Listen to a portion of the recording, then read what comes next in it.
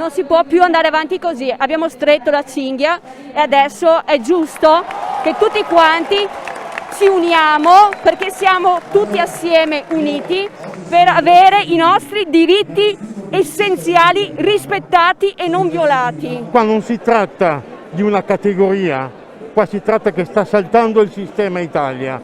Siamo consapevoli che qualsiasi persona sia venuta presso la nostra struttura ha praticato attività in totale sicurezza. Quindi vogliamo capire perché oggi 47 collaboratori che sono qua dietro sono rimasti senza lavoro. Il mondo della ristorazione è uno dei più colpiti, anche voi questa sera qui in Piazza dei Signori.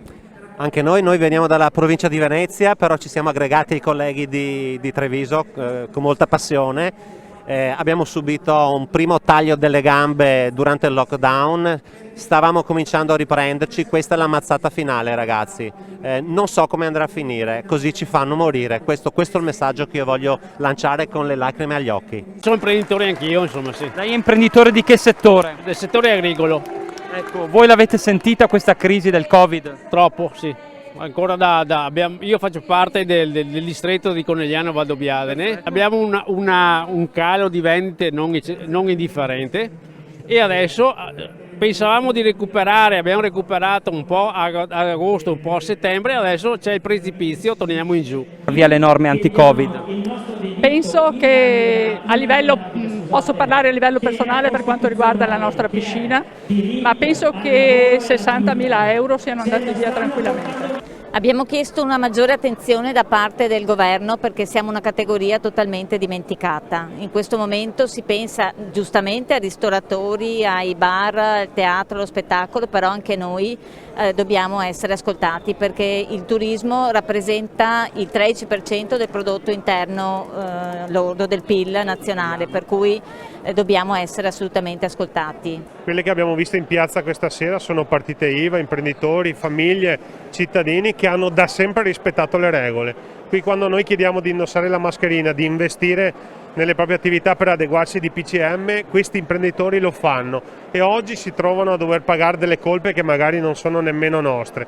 Noi in Veneto abbiamo saputo e sempre dimostrato che le regole le rispettiamo, che sappiamo gestire la sanità, che conosciamo i pregi e i difetti delle nostre comunità e avremmo saputo sicuramente fare meglio dello Stato. E quindi se in Trentino Alto Adige lasciano la libertà di chiudere le proprie attività alle 10 di sera, come se il virus agisse a fasce orarie, è evidente che anche noi veneti saremmo stati in grado di fare molto meglio rispetto a questo Stato. Io sono veramente triste perché come palestre di danza, guarda, qua siamo tutti insieme, ci hanno obbligati a fare di tutto e di più. Siamo stati ligi, abbiamo comprato i disinfettanti, i sacchetti, abbiamo fatto le divisioni. È servito a qualcosa? No, a niente, come non servirà a niente un mese, cioè penalizzati per quale motivo? Spiegatemi ci stanno prendendo per i fondelli. Sindaco Chies, lei rappresenta una città, Conegliano, con un importante centro storico, un centro storico che è in sofferenza per questa situazione, nuove restrizioni, perché lei oggi è qui a Treviso? Ma siamo qui per dare la nostra solidarietà, il nostro supporto ai commercianti ai quali abbiamo chiesto grossi sacrifici in questi mesi. Molti hanno fatto grossi investimenti per rispettare le norme Covid e oggi si trovano a chiudere. Io penso che se bisogna far chiudere determinate attività bisogna dare loro anche le risorse per andare avanti. Per cui va bene la chiusura se serve per motivi sanitari, ma a patto che ci sia subito un contrappasso economico che permetta loro di stare in piedi, perché altrimenti ci troveremo un tessuto cittadino senza attività commerciali. Anche Conegliano in cima questa sera in Piazza dei Signori a Treviso, ve l'aspettavate una nuova ondata di restrizioni così pesante che forse potrebbe mettere definitivamente in ginocchio l'Italia? Guarda, noi siamo venuti giù da Conegliano per portare l'appoggio a chi è come noi, perché non è che Conegliano e Treviso siano diversi. Stare qui è un'emozione unica e ci dà la forza di combattere e andare avanti. Questo è una brutta cosa perché questo lockdown non ci voleva e speriamo che qualcuno faccia un pensiero perlomeno di darci un qualcosa in più.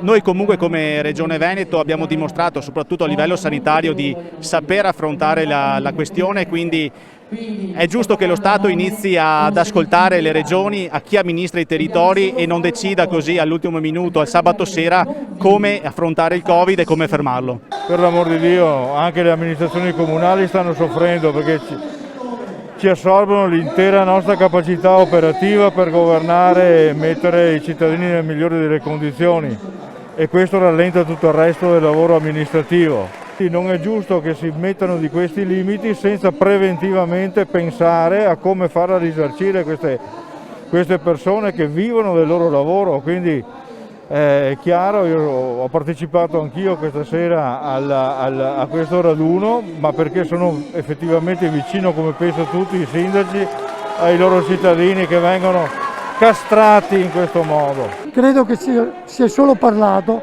ma finora risposte non è stata data una, anche perché dicono che verranno ristorati.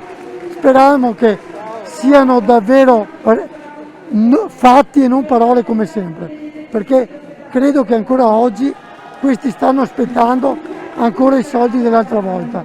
Condivido le difficoltà di tutto questo mondo dell'imprenditoria e del lavoro che rischia di proprio. E purtroppo siamo lontani da Roma, ma siamo lontani anche dall'Europa. Purtroppo in Europa chi è andato a rappresentare l'Italia non sta facendo il suo lavoro e queste sono le conseguenze. Sappiamo che c'è un virus, ok, cerchiamo di prenderlo in un determinato modo, c'è gente che è a rischio, ma io non posso chiudere una città, un paese, una nazione intera perché qualcuno è a rischio, perché quella persona a rischio potrebbe essere a rischio con un'influenza anche normale.